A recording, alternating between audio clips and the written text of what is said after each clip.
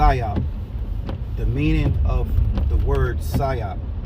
PSYOP stands for psychological operation, which is a military strategy that uses information and tactics to influence the behavior of people, groups, and governments. I want to start off by giving all praises. Let me say Barakatah Yahweh, Barakatah Yahweh Shai, Barakatah Yahweh, Barakatah Yahweh Shai, Barakatah Yahweh, Barakatah Yahweh Shai, Kol Halala Yahweh, Bahashem Yahweh Shai, Bahashem Rakha Kodash. Double honors to my apostles and elder bishops here in Great Millstone who rule well. Salutations to the Lord's hopeful elect scattered abroad. All right, I'm the brother Taza Wolf in the GMS New Jersey camp, and just here with another quick video. All right, I got this one video that I like to share. I thought it was interesting, and I don't know this guy's name. This is about a 11-minute clip. I'm gonna let it play out. Of course, I may stop it and talk through it. He may say his name. He should. All right. This is just a clipping, right, of probably a full video. This is just a 11-minute part of what probably more than likely a 30-minute video, I think. But as you can see on the title, are the New Jersey drones possibly a PSYOP? All right, a PSYOP. Now, before I play the video, we read what was the definition of PSYOP, which stands for psychological operation, and it says which is a military strategy that uses information and tactics to influence the behavior of people. So it's a tactic, it's a strategy, right? It says people, groups, and governments. So this aligns with what is it called? Order ab chaos, or order out of chaos, which is a problem, reaction, solution. All right. Some say what? Pressure from above, pressure from below. They start a problem, the people react, and then they bring a solution. They do this by the way of also through PSYOPs, because as the definition reads, it says tactics to influence the behavior of people, groups, and governments. Now it says the purpose. PSYOP is a key part of military operations, so it's a key part, all right, and is used to achieve national goals and military objectives. So they use PSYOPs to accomplish their mission or what they want. So that's the purpose of a PSYOP, and it's one of the key parts in the military operations, right? It says techniques. PSYOP soldiers use a variety of techniques, including social media, digital marketing, and pamphlets to share information to build relationships. So they use all that: social media, digital marketing, and pamphlets. Now it says role. PSYOP soldiers are experts in human connection and use their communication skills, cultural sensitivity, and foreign language proficiency to influence the action and opinions of others. All right. History: the first known use of the term PSYOP was in 1965. PSYOP was officially designated as a special operation force in 1993. So this is a quick Google search for the word PSYOP. All right, so let's play this video.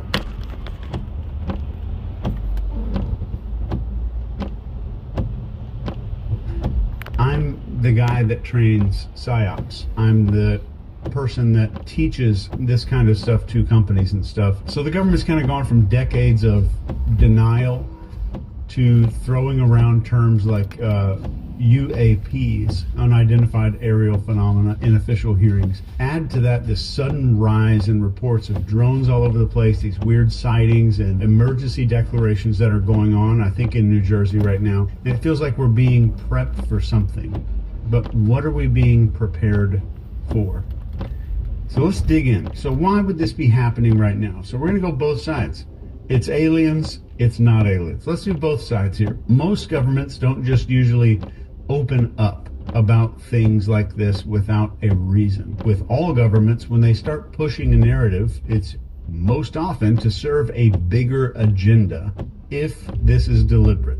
So here are 3 possible reasons I can think of why this might be happening. Number 1, a distraction tactic. When huge issues are brewing, like economic instability, political unrest, global crises, somebody's done something bad and it's about to get in the news, governments usually and very often create some kind of distraction. So remember when the Pentagon released UFO footage in 2020. That conveniently happened during a global pandemic, this chaotic thing that was going on around the entire world that we all suffered through. Number 2, using fear as a tool. So fear unites people.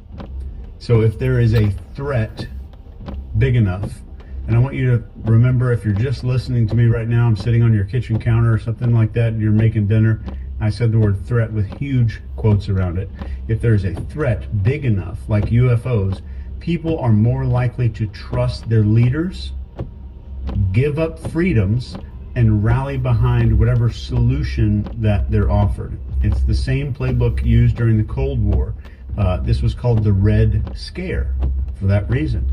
Or post 9/11 with the War on Terror and the Patriot Act. And then number 3, testing the waters. This goes back to BC years. All 3 of these things go back to the BC years. This is not something that's original. So governments tend to test and gauge how people react. So if we accept UFOs as real and we don't freak out, that means we can kind of escalate the narrative without any pushback. So think of it like kind of a slow drip instead of pouring it all out at one time. And if you want to look back at some of these historical parallels, this is not the first time this has happened. There's just a few that come to mind right now. The first is the Gulf of Tonkin. This happened in 63 or 64, 1963 or 64. The United States used extremely questionable reports of attacks on naval ships, which were not true, to justify escalating this Vietnam War. And then in 1962, we had this thing called Operation Northwoods. This is a declassified plan about the U.S. officials staging, quote, fake attacks, completely fake attacks, like blowing up planes with people in them to justify military actions against Cuba. And in the post 9/11, what I would call a fear campaign. So after the attacks, governments push for these just sweeping changes like the Patriot Act, which expanded massive surveillance under the guise of terrorism. So if you just replace terrorism or communism with UFOs, you can start to see a pattern. So what might be happening? What might be happening right here? It might upset you, it might piss you off, but we're going to talk about that in just a second. So keep that in your back pocket for just a second. Number 1 is a normalization phase.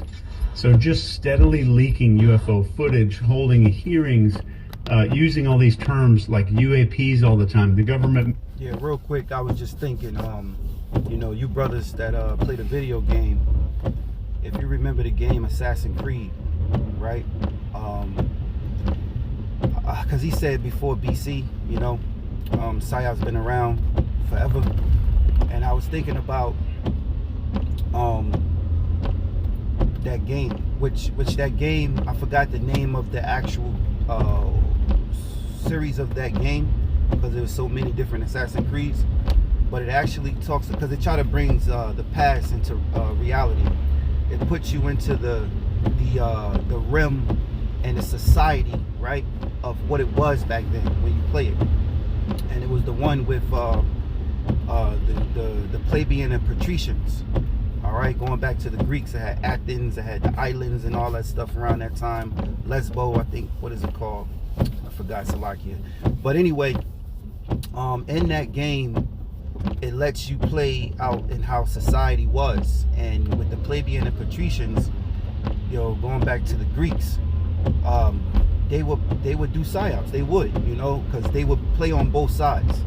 You know, they would, you know, have a party together, come up with an idea, and this person will go out and speak that way, that person will go out and speak that way, cause the people to have a frenzy, have a reaction, and through that reaction, they pick a side, they pick a side. And to the people itself, the group, the nations, right, it's real to them.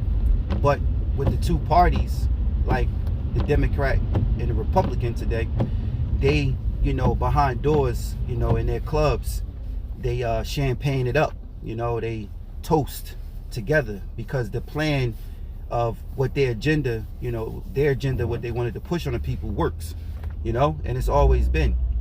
I was just thinking about that, Salakia. So let's continue. Makes the idea of something out there seem reasonable. So this keeps people curious, but not panicked. Curious, but not panicked. The second part of this is setting the stage for a big reveal. And I want you to keep that one in mind. So at some point, we might see a more dramatic event, like a giant UFO sighting over a major city, or footage that is just impossible to dismiss. And right. Now I'm gonna wind it back a couple seconds, but like I said before, I'm gonna stop and pause and talk through it a little bit. The prophets, let me say, the men of the Lord, all praise Yahweh Shem Shai, and through his men, the prophets, have told you these things already. So that's why it's important to just really see what's coming down the pike and wait to see what the Lord is going to say to us. All right, because these devils, they be psyoping, and like he said, what's going to play out of this? Are they going to show us a mothership, or what they call a mothership? Something big. So let me play it back a couple seconds. So take heed to what he's saying. It's just information and thought. All right, take it or leave it.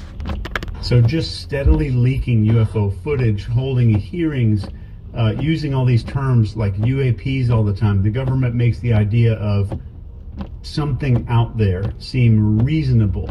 So this keeps people curious, but not panicked. Curious, but not panicked. The second part of this is setting the stage for a big reveal. And I want you to keep that one in mind. So at some point, we might see a more dramatic event, like a giant UFO sighting over a major city, or footage that is just impossible to dismiss. And you could think giant holograms, giant drones, or other advanced tech just creating something that you cannot ignore. So number 3 would be a need for a savior. So once the threat feels real enough, governments or even global coalitions could step in as these heroes. They might call for increased defense budgets. Maybe all the governments in this area need to unite into one big government, maybe a global response team, and I say that with quotes around it, to handle this threat. So this could lead to giant power shifts and more control in fewer hands is kind of maybe the goal of that. And this, you could look this up. There was even a plan to stage a fake kind of alien invasion. This is on record, on paper, that there was a full government plan to make a fake alien invasion. But what could be next? So with these little things that he's possibly, these things that he's saying that possibly could come down the pike, right? What it leads to? It leads to Jacob's trouble.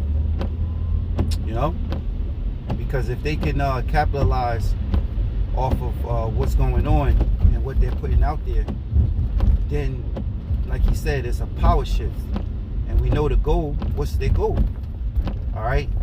First and foremost is to cause all, both small and great, rich and poor, free and bond, to receive a mark in his right hand on his forehead. And that's Revelations 13:16. And that mark is the charagma, all right, which is the micro C-hip. And to digitize and control, our daily lives, than what they're controlling now. They want to be more in depth into your life. See, here it is. I'm able to drive my car and go. They want to track everything, man. All right. They want to actually sit inside the temple of the Most High, which is you, your body, and that's through that charagma, that mark. So yeah, let me continue. Lost my train of thought a little bit. what could be down the pipeline from right now. If we follow this theory to the logical next step here, here's what might happen. First would be escalating UFO reports. They expect a lot more sightings, near misses with airplanes, mysterious objects interfering with and why Jacob's trouble could possibly come through this if this go down, you know, because that's what we're looking for, prophecy. And until prophecy come to pass, we gonna be here in this wicked ass society. So, you know, looking forward to prophecy. Now, with all the drone activity and, you know, the technology, guess what? You know, lights, you know, things get cut off, you know. You know, you can have a crisis, you know, where people can't get food. That's a famine, you know, meaning there's food, but there's a lack of food, so everybody don't have the ability to get it. This means people die.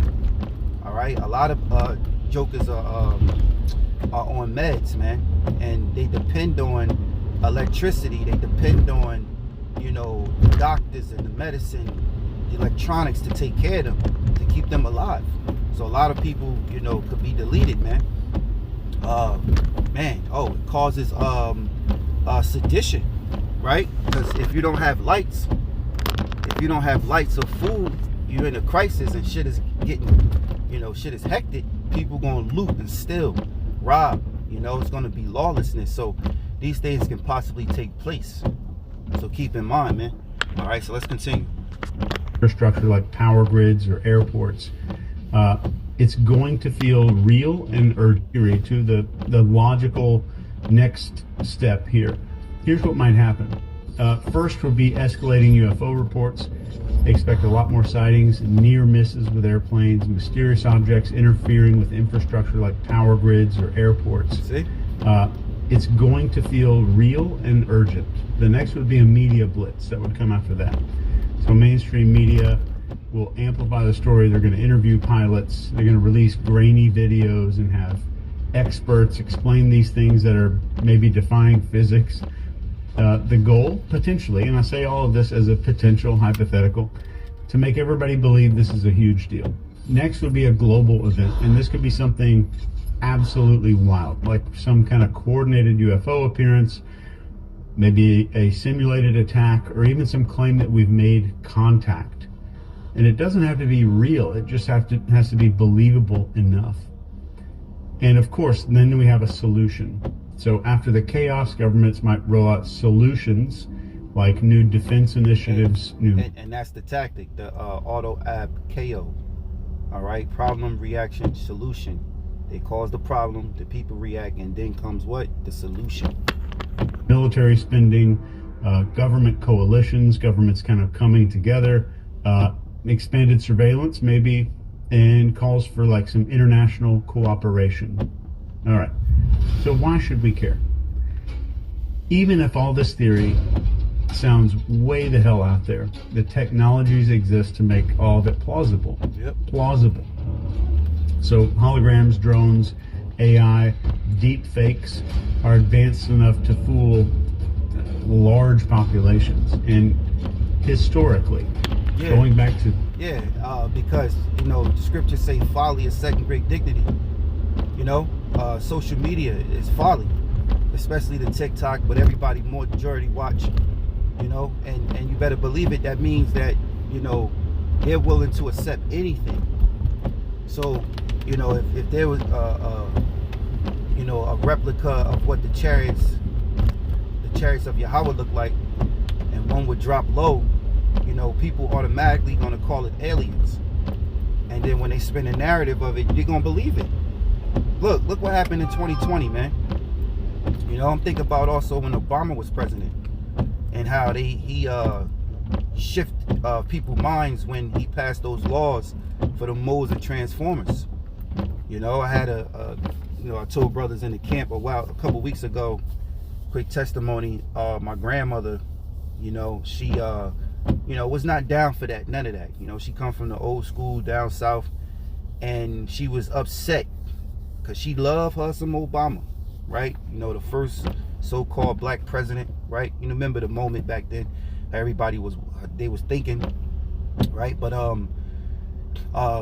she was upset that that he had did that. And when she went to church, you know, to that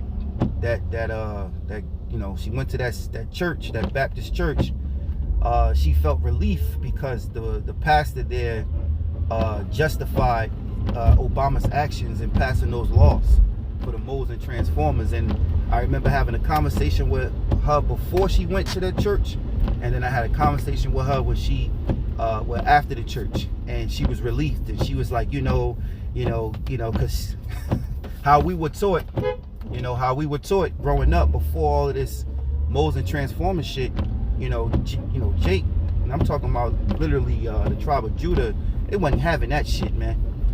I remember saying to myself back then, like, ain't no way, black people ain't going for that shit, because there's no way. In your own household, man, you disgusted when you talk about shit like that. Everybody, your grandmother, the women, the men, your uncles, your brothers, everybody. When you were a young child, when that topic or some situation come up, everybody, diss that shit. So, but with Obama, he shaped the minds and made the new gay black people the face of the moles and transformer, are you so-called Negroes, man.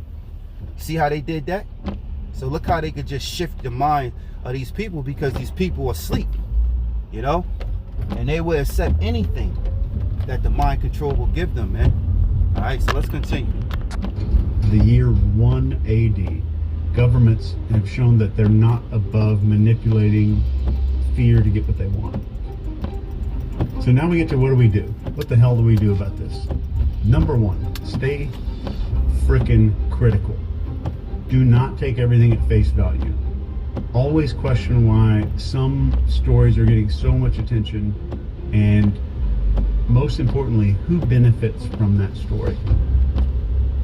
And educate yourself. You need to look into historical precedents, maybe current technology. You can just use ChatGPT for a lot of this, and some government strategies. So the more you know, the harder it is for you to be manipulated. Focus on reality. So of course, this is nothing but conjecture. I'm just sitting here at my house. We've got a bonfire going on outside. We're about to go sit outside for a little while and just enjoy nature around a fire like our ancestors did. And I don't know anything. I don't know anything more than you do about what's going on. So the sky is the limit for this conjecture, but maybe it's theatrics. But remember that not every light in the sky is some alien.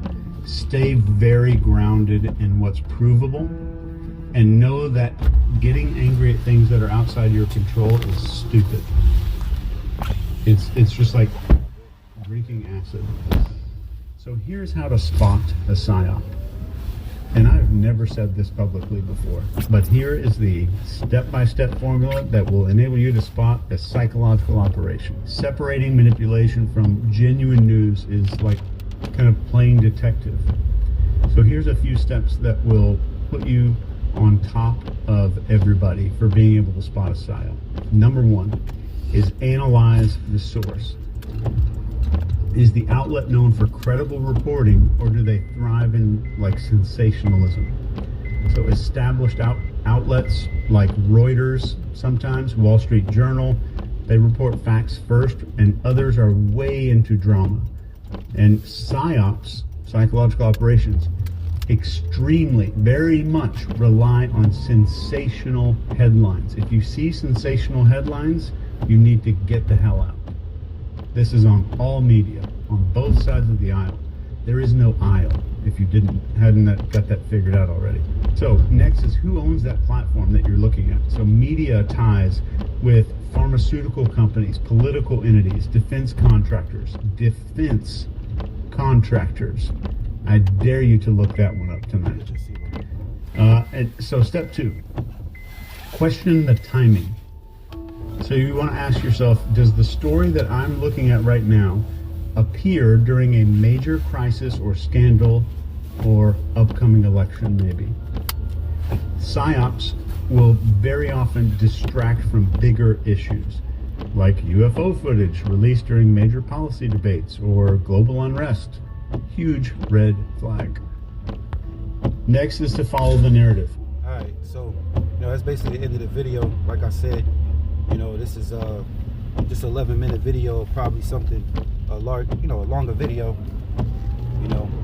But you heard it. So this is let me bring this scripture out. This is the book of Psalms, chapter 10, and start at verse 1.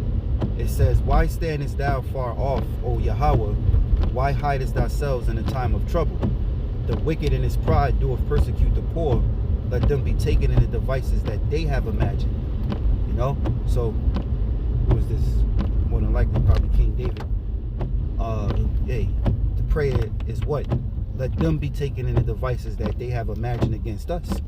It says, "For the wicked boasteth of his heart's desire, and blesses the covetous whom the Most High abhorreth." Now the word abhor means to avoid. All right, the Most High avoids the wicked. All right, it says, "The wicked through the pride of his countenance will not seek after the Most High. The Most High is not in all his thoughts," because these devils don't discern a reward for the righteous. They're filled up with pride. Okay, it says, "His ways are always grievous, thou judgments are far above out of his sight. As for all his enemies, he puffeth at them." And these elites, they feel like they have no competition. They puffeth at all their enemies, because it's like, what you gonna do? When they rolling out their agenda. I remember there was a video, an interview, can't remember the guy's name, like a whistleblower, and he was mentioning how he had a conversation with one of the elite, and the guy said basically, he said basically they don't care that the plan. You can't stop it. What you gonna do? You can't do nothing anyway. So I think about that interview. This was a few years ago. It's like, I can't tell you the name of it, but I remember the video, man. This is years ago. All right. It says, verse 6, "He hath said in his heart, I shall not be moved, for I shall never be in adversity." And that's in their mindset. All right. The heart is lab in the Hebrew, which is the mind. That's how they think. It says, "He hath said in his heart, I shall not be moved, for I shall never be in adversity." Verse 7, "His mouth is full of cursing and deceit and fraud. Under his tongue is mischief and vanity. He sitteth in the lurking places of the villages. In the secret places doeth he murder the innocent. His eyes are privily set against the poor. He lieth in wait secretly as a lion in his den. He lieth in wait to catch the poor. He do catch the poor when he draweth him into his net." And that's the point. All right, because he said traps, and it's basically traps. All right, traps so that he can control the narrative and have full dominance and control over you. All right, so it says, "He croucheth and humble himself, that the poor may fall by his strong ones. He have said in his heart, the Most High hath forgotten. He hideth his face, he will never see it. Arise, O Yahweh! Arise, O Yahweh, O power! Lift up thy hand, forget not the humble." Right? It says, "Wherefore doeth the wicked contemn the Most High? He hath said in his heart, thou wilt not require it." Right? Because they're very proud even against the Most High. So it makes sense why the scriptures tell us, the word tells us that the Lord hate Esau and love Jacob. All right? There was a video a couple years back, for this 2020 thing, and the one interview I was watching, I did a lesson on it. It's probably on the Odyssey page, but one of the guys said in the interview, because they were trying to get down to the end goal, get the understanding of what's going on, and the guy said basically that the elite are playing God, and he said the guy said, "What are we playing God?" He said, no, it's not that they want to be the Most High. He said they just want to stick their thumbs in God's face. What the goal of CRISPR is to modify humans so that we can edit them to either have features that we do like or take out features that we don't like. So we can play God. Not play God, just thumb our nose in the face of God. This is actually pure contempt for everything that we've called divinity. You know? So, you know, and one other guy said too, you know, because they worship witchcraft. And I promise you don't have to go do 5 hours. They worship, you know, the left-hand side of the Most High, right? When they go after and, you know, kidnap children and sacrifice, you know, all this is to anger the Most High. So they're always trying to stick their thumbs in the Most High's face. So it makes sense why the Most High said he hates Edom. So anyway, I'm going to finish up. Arise, O Yahweh, O power, lift up thy hand, forget not the humble. Wherefore doeth the wicked condemn the Most High? He hath said in his heart, thou wilt not require it. Verse 14, thou hast seen it, for thou beholdest mischief in spite, to require it with thy hand. The poor committeth himself unto thee, thou art the helper of the fatherless. So that's basically the point, you know. That's it. You know, that's all I got. Hopefully you were edified. Like I said in the beginning, I wanted to play this video dealing with this PSYOP thing. This guy, expert, he used to teach the PSYOPs. And now I guess he's not a part of it. He's exposing the shit. And he give you a couple things to look out for, which us brothers of the hopeful elect, you know, because we believe in Yahweh Basham Al Shai, you know, we already know what to look out for. You know, and now you got this Edomite, you know, on a level of being a part of the PSYOPs before, is telling you what to look out for. So, you know, with that, I hope you were edified. I want to give all praises, honor, and glory to Yahweh, Bahashem Yahweh Shai, Bahashem Racha Kodash. Double honors to my apostles and elder bishops here in Great Millstone, who rule well. Salutations to the Lord's hopeful elect scattered abroad.